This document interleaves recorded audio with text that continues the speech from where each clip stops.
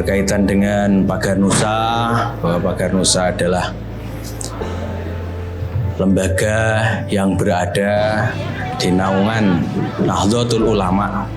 Pagar Nusa mempunyai kepanjangan dari pagarnya NU dan bangsa. Artinya bahwa Pagar Nusa adalah mempunyai tugas untuk menjaga Nahdlatul Ulama dan juga menjaga Negara Kesatuan Republik Indonesia. Sejarah Pagar Nusa, bahwa Pagar Nusa berdiri secara resmi pada tanggal 3 Januari 1986,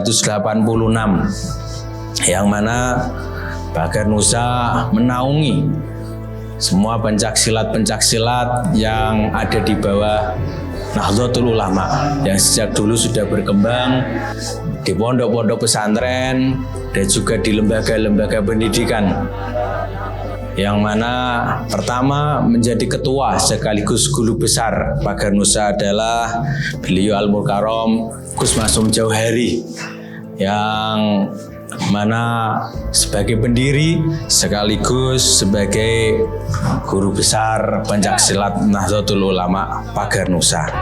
La Holi Baila Billah ini adalah sebagai slogan bahwa tidak ada yang bisa menolong, tidak ada bisa yang mengalahkan kecuali dari pertolongan Allah Subhanahu wa taala.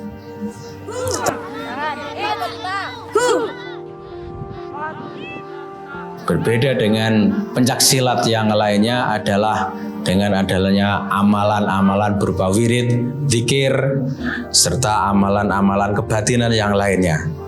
Sehingga bisa menjadi sesuatu yang baik di dalam diri atau pribadi dari setiap anggota pencaksilat Pagar Nusa tersebut. Dalam latihan pencaksilat pasti diajarkan tentang kedisiplinan, pasti diajarkan tentang bagaimana kebersamaan dengan orang lain, berinteraksi dengan teman, berinteraksi dengan guru, berinteraksi dengan masyarakat. Di dalam Pagar Nusa diajarkan bagaimana kita berinteraksi dengan Allah, hablum minallah, bagaimana kita berinteraksi dengan manusia, hablum minannas.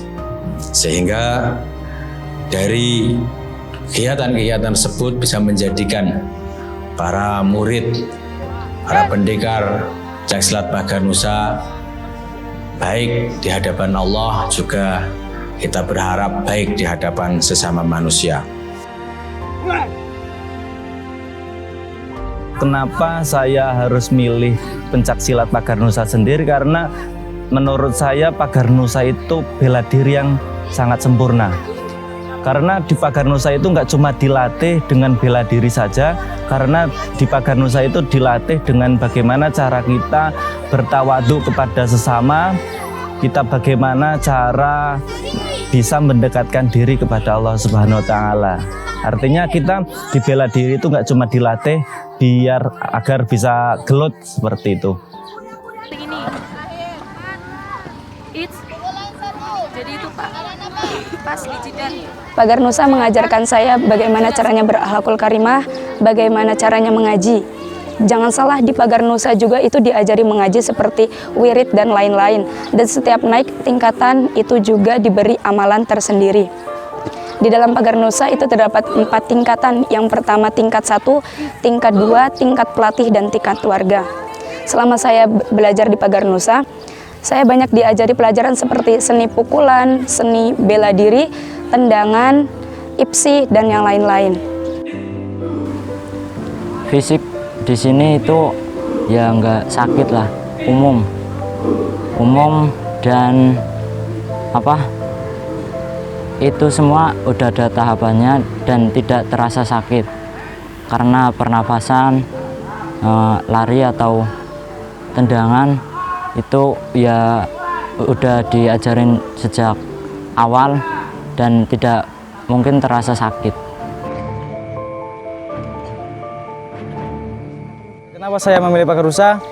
karena di Pagarnusa tidak cuma diajari olahraga, tapi juga diajari olah jiwa, yaitu dengan amalan-amalan yang ada di Pagarnusa. Yaitu amalannya diambil dari hadis-hadis dan juga Asmaul Husna dan juga wirid. Amal itu dibaca minimal 3 kali habis sholat. Itu yang membuat saya minat dan tertarik pada Pagarnusa.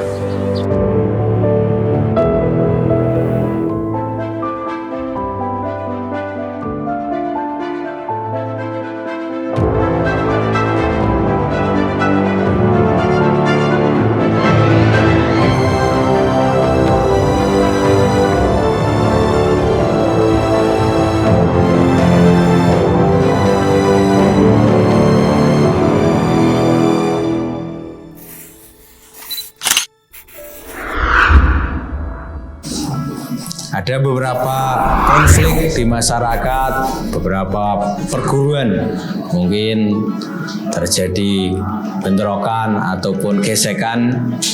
Lalu di dalam Pagarnusa kita ajarkan bagaimana mereka untuk bersikap yang sopan, bersikap yang baik, berakhlakul karimah, sehingga adanya gesekan-gesekan mungkin berapa oknum dari suatu perguruan ini kita sikapi sebagai pembelajaran agar ke depan tidak ada terjadi lagi hal seperti itu. Kita mengedepankan namanya adalah hubul waton. Bagaimana kita mencintai negara kesatuan Republik Indonesia, bagaimana kita menjaga kerukunan di dalam masyarakat Indonesia, bagaimana kita menjaga keutuhan NKRI. Harapan masa depan bahwa Pagarnusa ini bisa mencetak prestasi untuk kegiatan-kegiatan keatletan dan juga bisa membekali generasi-generasi muda di dalam mengarungi kehidupan bermasyarakat, di dalam dakwah Islam Ahli Sunnah wal Jamaah, serta bisa menjadi benteng para ulama, bisa menjadi benteng Nahdlatul Ulama, dan lebih penting lagi adalah menjadi benteng negara kesatuan Republik Indonesia.